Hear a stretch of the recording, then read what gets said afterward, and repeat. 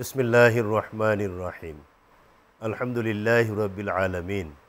ওয়াসসালাতু ওয়াসসালামু আলা রাসূলিল্লাহি আশরাফিল আম্বিয়া ওয়াল মুরসালিন ওয়া আলা আলিহি ওয়া আসহাবিহি আজমাইন। আম্মা বা'দ। সুপ্রিয় দর্শক শ্রোতা, আসসালামু আলাইকুম ওয়া রাহমাতুল্লাহি ওয়া বারাকাতুহু। প্রিয় দর্শক, মাহে রমজানে এশিয়ান টেলিভিশনের নিয়মিত আয়োজন ডেটল আলোকিত পথ পাওয়ার্ড বাই রংধনু গ্রুপ এবং রাঙ্গাপড়ি শীর্ষক অনুষ্ঠান থেকে আপনাদের সকলকে সুস্বাগত জানাচ্ছি আমি প্রফেসর ডক্টর মোহাম্মদ আতাউর রহমান মিয়াজি।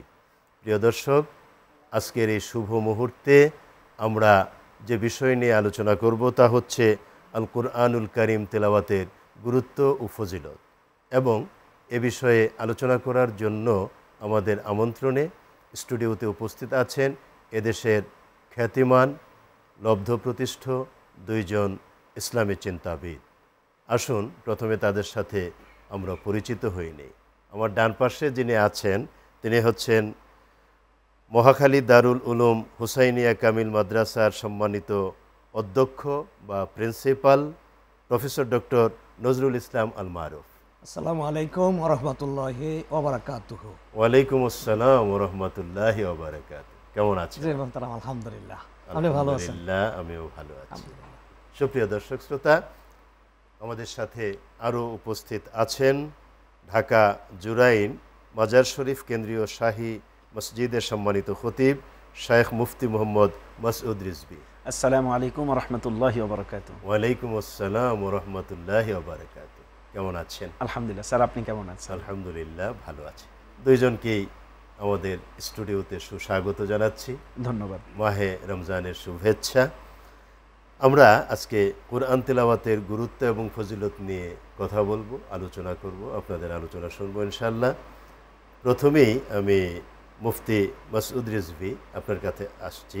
আল কুরআনুল কারীমের গুরুত্ব এবং ফজিলত সম্পর্কে দর্শক শ্রোতাকে আপনি কি বলতে চান? ধন্যবাদ স্যার, আপনাকে। অত্যন্ত গুরুত্বপূর্ণ এবং সময় উপযোগী একটি বিষয়ের আজকে আপনি অবতারণা করেছেন। দেখুন, আল্লাহ সুবহানাহু ওয়া তাআলা এই পৃথিবীতে মানবজাতিকে তার জীবন ব্যবস্থা সুচারুভাবে পরিচালনা করার জন্য যেই গঠনতন্ত্র রূপে যে কিতাব আমাদেরকে তার প্রিয় হাবিব আলাইহিস সালাতু ওয়াস সালামের মাধ্যমে আমাদের কাছে দিয়েছেন তা হলো আল কুরআন আল কারীম। আল কুরআন আল কারীমের মহত্ব, গুরুত্ব, ফজিলত একাধারে অনন্য, যা বর্ণনা করে শেষ করার মতো নয়। বর্ণনাতীতভাবে তা অত্যন্ত গুরুত্ব বহন করে থাকে। যেমনিভাবে আল কুরআন আল কারীমের সবচেয়ে বড় ফজিলতের কথা যদি আমি বলি, যে মাহে রমাদানুল মুবারক এত গুরুত্ব কেন হলো? এই জন্য হলো উনজিলা ফিহিল কুরআন। এই মাসে আল্লাহ সুবহানাহু ওয়া তাআলা কালামে মাজিদকে নাজিল করেছেন। যেমনিভাবে আল্লাহ বলেছেন, ইন্না আনজালনাহু ফি লাইলাতিল কদর ওয়া মা আদরাকা মা লাইলাতুল কদর লাইলাতুল কদর খায়রুম মিন আলফি শাহর।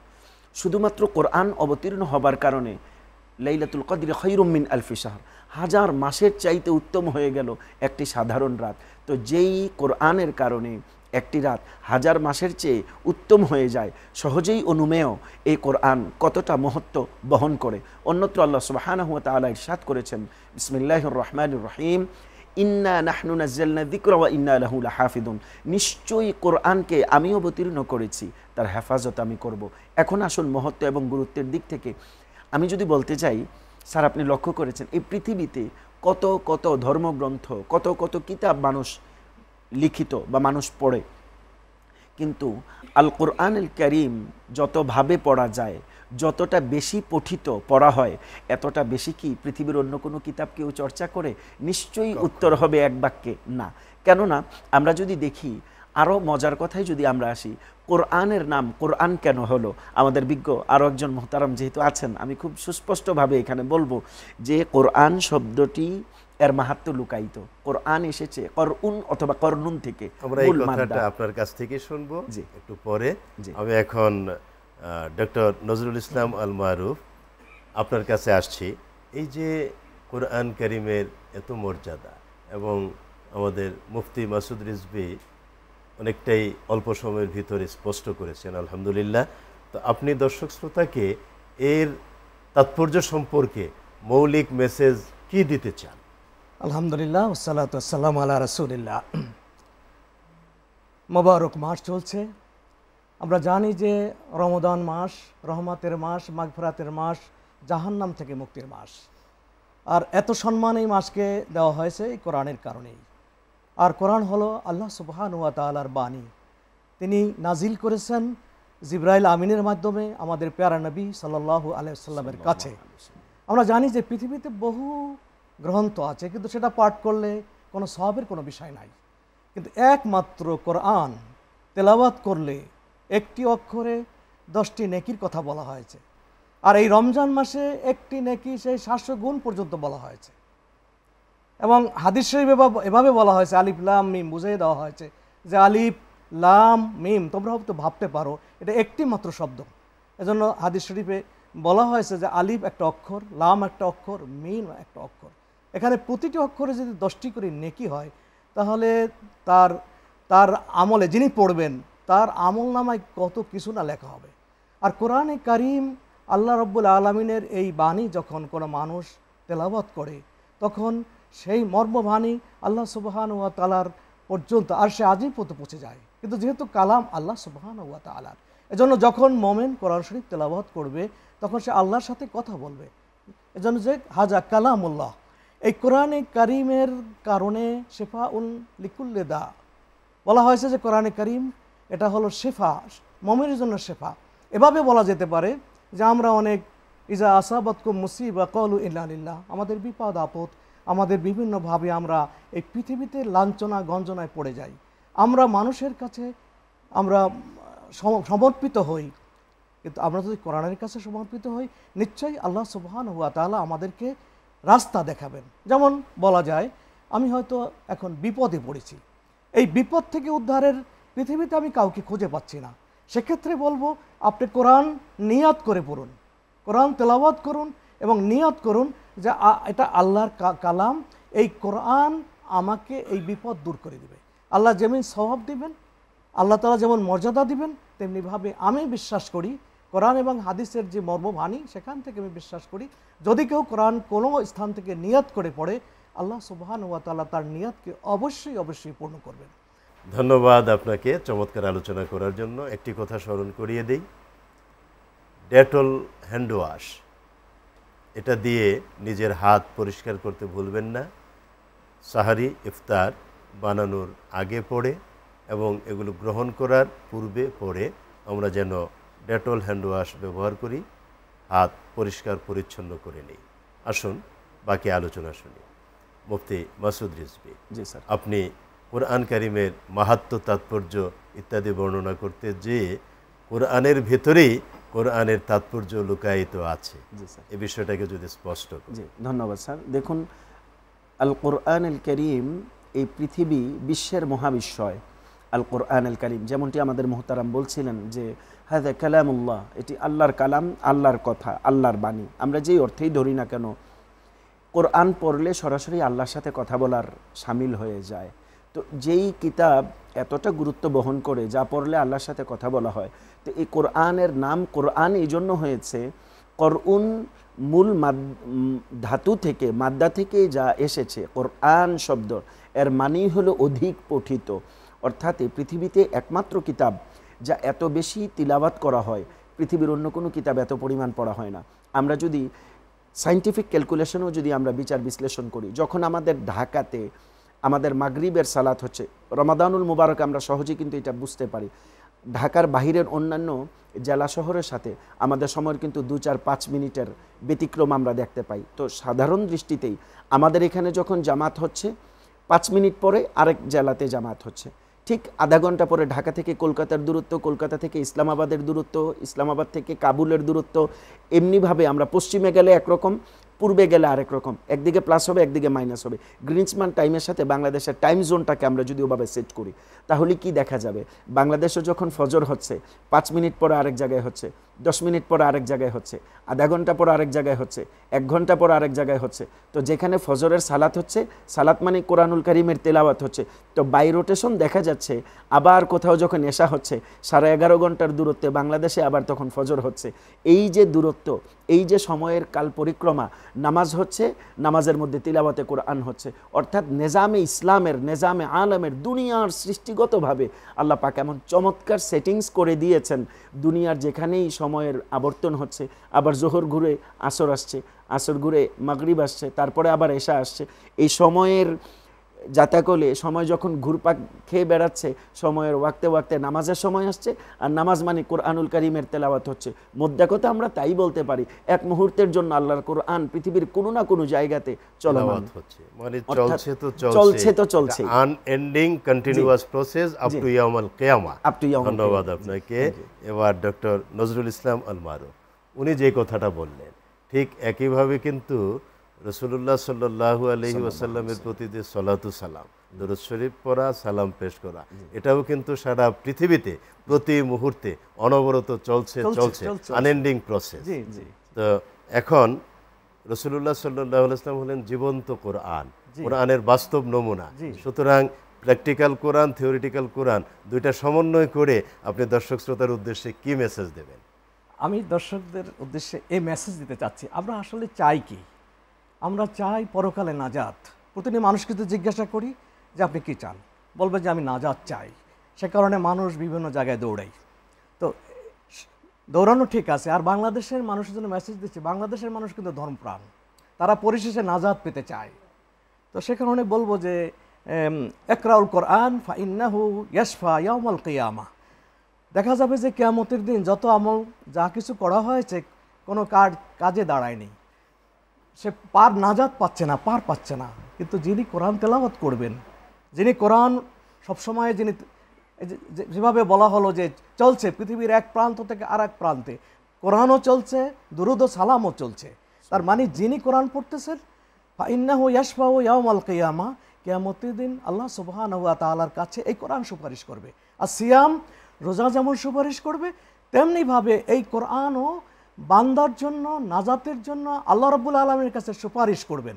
যেহেতু আল্লাহর কালাম, তিনি নাজিল করেছেন বান্দাকে শেফা দেওয়ার জন্য, মুক্তি দেওয়ার জন্য, রহমত দেওয়ার জন্য, বরকত দেওয়ার জন্য, এবং এই রমজান মাসে তিনি কোরআন নাজিল করেছেন, যেটা একটু আগে এখানে বলা হয়েছে। তো সেই কোরআনকে আল্লাহ সুবহানাহু ওয়া তাআলা তার বান্দাদের এত আদর করে, এই বান্দাদেরকে, এই মানুষদেরকে আল্লাহ তাআলা সৃষ্টি করেছেন। আল্লাহ তো চান গফুরুর রাহিম, তিনি তো মাফ করতে চান। আল্লাহ তাআলা ওসিলা খুঁজবেন যে বান্দাকে কিভাবে মাফ করা যায়। তখন দেখবে হয়তো দুরূদ শরীফ আছে, না হয় দেখবে সেতে কোরআন তেলাওয়াত করেছে।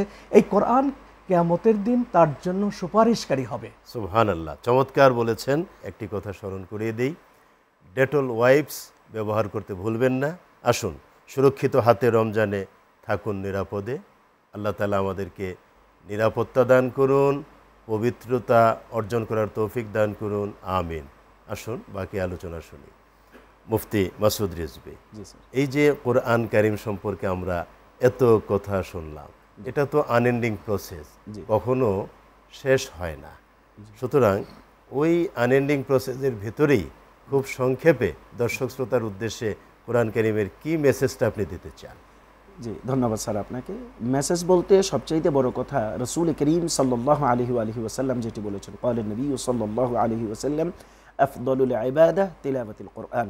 ফরজ নামাজসমূহের পরে আল্লাহর নিকট সবচাইতে অধিক প্রিয় নফল ইবাদাতসমূহের মধ্যে সর্বশ্রেষ্ঠ জায়গা যে দখল করে আছে সেটা হলো তিলাওয়াতে কোরআন। অন্য হাদিসে রাসূল করিম সাল্লাল্লাহু আলাইহি ওয়াসাল্লাম ইরশাদ করেছেন, খায়রুকুম মান তাআল্লামাল কোরআন ওয়া আল্লামা। মানুষ সকলের মধ্যে ওই মানুষটি বেশি উত্তম যে নিজে কোরআন চর্চা করে অপরকে কোরআন শিক্ষা দেয়। তো এইখানে বোঝা গেল মানব জাতির মধ্যে একদিক থেকে কোরআন শ্রেষ্ঠ, কেন? আল্লাহর কালাম। অপর দিক থেকে এই কোরআনের শিক্ষা ব্যবস্থার সাথে যে জড়িত থাকবে, নিজে শিক্ষা গ্রহণ করবে, অপরকে শিক্ষা দিবে, মানব জাতির মধ্যে সে শ্রেষ্ঠ হবে। আর যে কথাটি আপনি বলছিলেন প্র্যাকটিক্যাল অ্যান্ড থিওরিক্যালের কথা, আম্মা জান আয়েশা সিদ্দিকা রাদিয়াল্লাহু আনহা ওয়া আরদাহুন্নার কাছে জিজ্ঞাসা করা হলো নবীজি কেমন ছিলেন। আন আয়েশা রাদিয়াল্লাহু আনহা ক্বালাত কানা খুলুকুহুল কোরআন। নবী তেমন ছিলেন, কোরআন যেমন।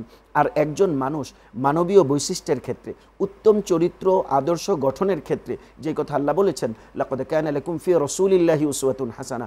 উত্তম চরিত্র মাধুরী দিয়ে জীবনকে সাজাতে হলে রসুল করিমের আদর্শের কোনো বিপরীত কোনো কিছু যেমন নেই, ঠিক তেমনিভাবে রসুল করিমের থিওরিক্যাল আদর্শটাই হলো আল কোরআনুল কারীম।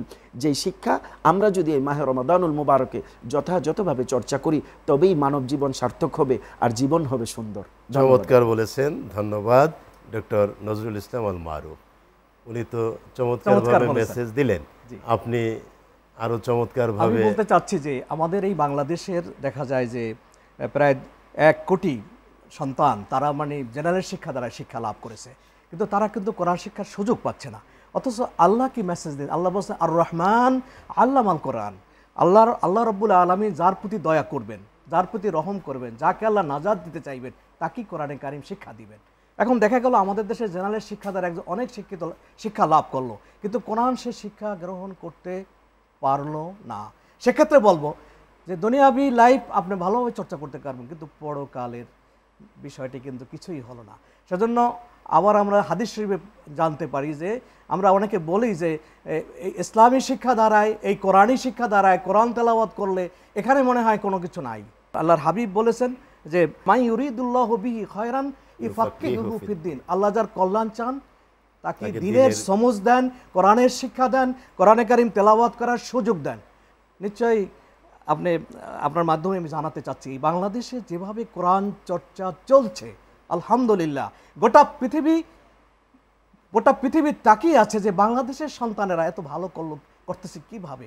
আর আমাদের এই সোনার ছেলেরা আলহামদুলিল্লাহ হেফজখানা, এই মাদ্রাসাগুলিতে কোরআনের চর্চা করে তারা এত উৎসাহ পাচ্ছে, এত আগ্রহ তারা পাচ্ছে যে আলহামদুলিল্লাহ তারা এগিয়ে যাচ্ছে। তার মানে আল্লাহর রহমত এই বাংলাদেশের মানুষের প্রতি আছে, আমাদের সন্তানদের প্রতি আছে। কোরআনের যারা খাদেম, কোরআন যারা চর্চা করতেছে তাদের প্রতি আমি বলবো আর রহমান আল্লামাল কোরআন খলাকাল ইনসান আল্লামাহুল বায়ান।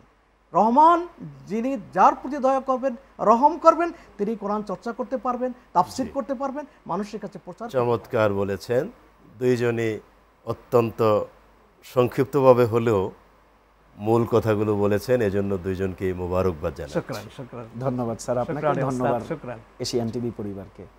সুপ্রিয় দর্শক শ্রোতা, আলোচনার একেবারে শেষ প্রান্তে চলে এসেছি। তবে শেষ করার আগে আমি একটা কথাই বলবো, আল কোরআনুল কারীমের 4টা হক আছে আমাদের উপর। নাম্বার 1, বিশুদ্ধভাবে কোরআন কারীম তেলাওয়াত করতে শেখা। নাম্বার 2, ওর ভিতরে কি মেসেজ আছে, যেহেতু এটা জীবন বিধান, কমপ্লিট কোড অফ লাইফ, অতএব জীবন ঘনিষ্ঠ যে মেসেজগুলো, এর অর্থ, ব্যাখ্যা, শানে নুজুল এবং মেসেজ, ওইগুলো ভালোভাবে রপ্ত করা। নাম্বার 3, ওইগুলো নিজেদের জীবনে বাস্তবায়ন করা। নাম্বার 4 অ্যান্ড দি লাস্ট, বাল্লিগু আন্নি ওয়ালাউ আয়া। রাসূল করিম সাল্লাল্লাহু আলাইহি ওয়াসাল্লামের সেই অমোঘ বাণী, তিনি বলেছেন আমার পক্ষ থেকে প্রতিটি আয়াত যা তুমি জানো অন্যের কাছে পৌঁছে দাও। এই যে দাঈ ইলাল্লাহর দায়িত্ব, ভূমিকা পালন করা, এটা হতে পারে কোরআন কারীমের 4র্থ হক। অতএব আসুন আমরা কোরআন কারীমকে বুঝি, শিখি, ধারণ করি, সেভাবে পথ চলি এবং বিশ্বময় কোরআনের মেসেজকে পৌঁছে দেই দাওয়াত আকারে। আল্লাহ রাব্বুল আলামিন কবুল করুন, আমিন। আসসালামু আলাইকুম ওয়া রাহমাতুল্লাহি ওয়া বারাকাতুহু।